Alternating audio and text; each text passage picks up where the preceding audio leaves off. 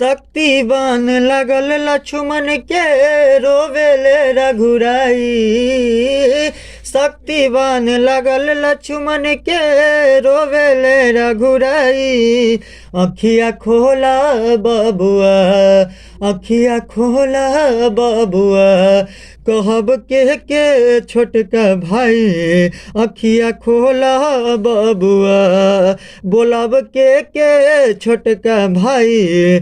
अखिया खोला बबुआ, का जाके हम कहब अवध में पूछी है तीनों माई। अखिया खोला बबुआ, कहब के छोटका भाई। अखिया खोला बबुआ, राजभवन तू त्याग के हमारा साथे वन में अइला। धर्म कर्म दुनहु से बड़ भाई के सेवा कैला। फिर बोला तोहरा बिन हमरा कैसे जियल जाई, अरे कैसे जियल जाई। अखिया खोला बबुआ, हो अखिया खोला बबुआ, बोलब के छोटका भाई। अखिया खोला बबुआ, आ बोलब के छोटका भाई।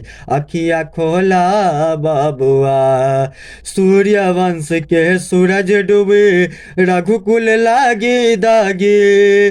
जुग जुग बात चली है भौजाई रहली अभागे। हो सूर्यवंश के सूरज डूबी रघुकुल लागी दागी। जुग जुग बात चली है भौजाई रहली अभागी। अवध के लोग कही हमके, अवध के लोग कही हमके, चली अइले जान बचाई, चली अइले जान बचाई। अखिया खोला बबुआ, हो अखिया खोला बबुआ, बोलब के छोटका भाई। अखिया खोला बबुआ, बोलब के छोटका भाई। अखिया खोला बबुआ, बोलब के छोटका भाई।